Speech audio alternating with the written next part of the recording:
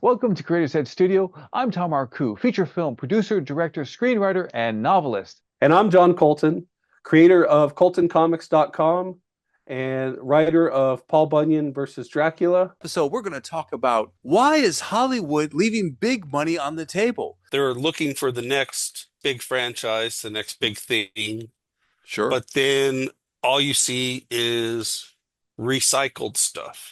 But Okay. there are so many intellectual properties out there, be them video games, novels, graphic novels, cartoons, and they have a huge fan base, Got it. and they're great stories with great characters, and people would love to see a movie or TV show adaptation, and it's not happening.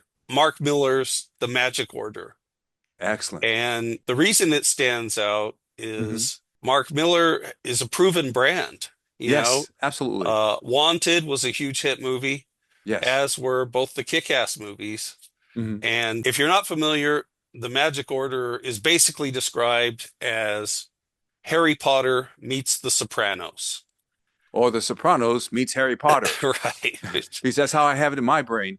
Anyway, Yeah. and you said that it's like The Sopranos, but everybody's got a wand. It's about the secret society of magicians that is the Magic Order. And like for centuries, they have protected the world from supernatural threats. Ah. But there's also infighting within Hmm. the Magic Order. It's kind of more like the Magic Mafia. Right. And there's like five large families that are the main controllers of the order. Ah. There's been switches about Hmm. who's in charge Hmm. throughout time, but it's just such a great story. Got It it. has so many compelling characters and so many twists in the plot, and it has potential for spin-offs. Right. Certainly. And because there are five families and there are this many characters, you could just take a side avenue and it would be terrific. There's a pretty much half a dozen to a dozen spin-offs that when you're reading the book, you could see happening. But there was Gotcha. one where these people are in charge of dealing with a demon, right? Hmm. But this takes the place of a child's imaginary friend. Wow. They roll up like detectives and they're all serious. And, they're like, well, what are we investigating? Well, there's this imaginary friend at this residence. Oh, And they go in and it's so serious and so dangerous. wow. And this is like 3 pages out of the graphic novel. Hmm. And I'm like, this could be its own show. Why is Hollywood leaving big money on the table? It's because they're forgetting two things I'm noticing. That when they adapt something, they don't keep what they're adapting. You mentioned Jupiter's Legacy. Jupiter's Legacy. They can massively changed it. It's almost unrecognizable. So, whoa, that's a mistake. This is the essence of how do you do it right? You make sure you know what is the essence of the character. So that's the number one thing is that you got to be true to the essence of the character. I was just thinking about Superman 2, where Superman, he said, the people, and he looked like he was running away. And the bad guys thought he was being a coward, but he was getting the villains away from the city so that people would not die, which just seems to be not a thought or concern for Man of Steel and Zack Snyder's Superman. Let us smash through a bunch of buildings and have a bunch of people die, collateral damage. Superman, if you know the essence of Superman, he's going to protect the people. It doesn't matter if he's going to look like a coward. He's going to protect the people because he can take it. By the way, David Cornsweet thought about, and he told this to James Gunn, about that Superman would look a little silly to the children by wearing the trunks. And he says, well, if I look silly, Superman can take it. Just like Superman could take the idea that he would be called a coward by the villains. He can take it because he has a higher code of ethics. And that's the essence of the character. The second thing I want to throw in here about getting it right is you got to make it a roller coaster and you got to have the lows.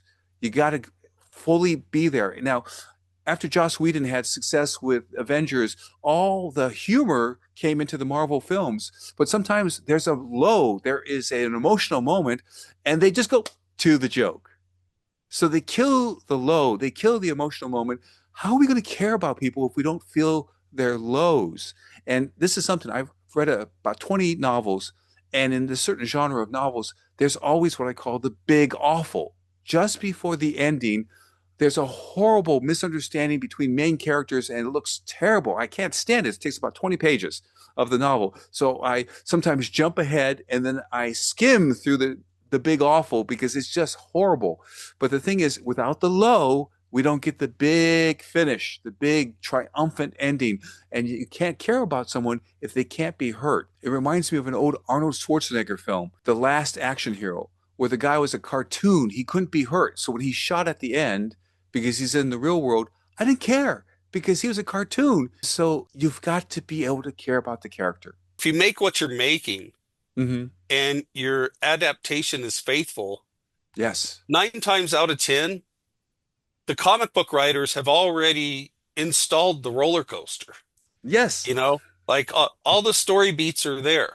Right. And, some of the most successful comic book movies Mm-hmm. have been some of the most faithful adaptations. When Precisely. I look at things like 300 Mm-hmm. or Hellboy Yes. or Teenage Mutant Ninja Turtles, Right. they just took the comic book and blam, just, threw it up on screen.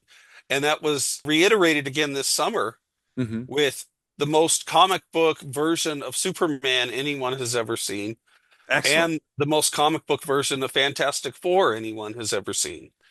Hello, And Hollywood. Pay attention. well, yeah, if you're gonna make the thing.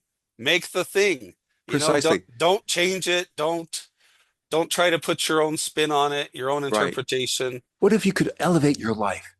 Actually have what you want in terms of joy, happiness, fulfillment, and be strong and resilient. My course is Resilience with Relationships.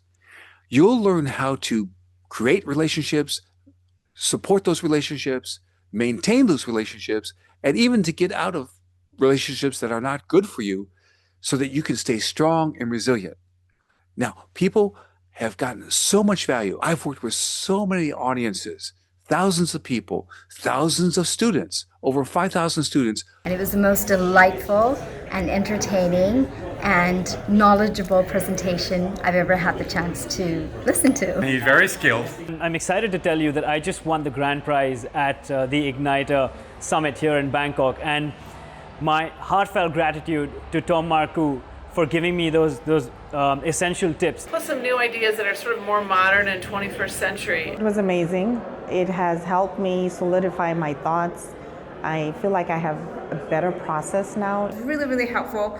And I would recommend that everybody take a workshop with Tom. It will help you so much. My best material is in this course, Resilience with Relationships. You'll be able to solidify relationships and to protect your team, yourself, and your family. Get this opportunity right now.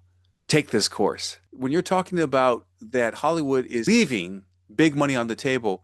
With the Magic Order, I think it's got all the things that Hollywood typically looks for. Strong female lead character. Okay, cool. And it's got so many great characters in the five families. With the main character, Cordelia Moonstone, Mm-hmm. I could easily see her being cast and played by like Margot Robbie or there you go. Elizabeth Olsen Mm-hmm. or Haley Steinfeld, any of the top young actresses in Hollywood. Excellent. And all the other roles, I mean, again, I could easily see Leonardo DiCaprio and one of the characters, Denzel Washington, Mm-hmm. Brad Pitt, Yes. Robert Downey Jr. I could see him playing one of the characters. There you go. Christian Bale, Matt Mhm. Damon, Al Pacino, Russell Yes. Crowe, and there would be characters with good parts and good dialogue. Yes. How has it not come out yet? That's Well, write down, comment below, and don't forget to like and subscribe what we do here because we're here for you. And remember, we are Creators Edge Studio. And so please do continue to support us. We do have merchandise. Go for it. And we're so glad you're here. And one last thing for me is that, hey, Hollywood, do the thing. Make what it is. Don't, as John was saying, don't spin it. Don't try to make it different. Take full advantage that the comic artists and writers, they got it. They worked hard. They put all the beats in. It's just ready to go. Make it happen.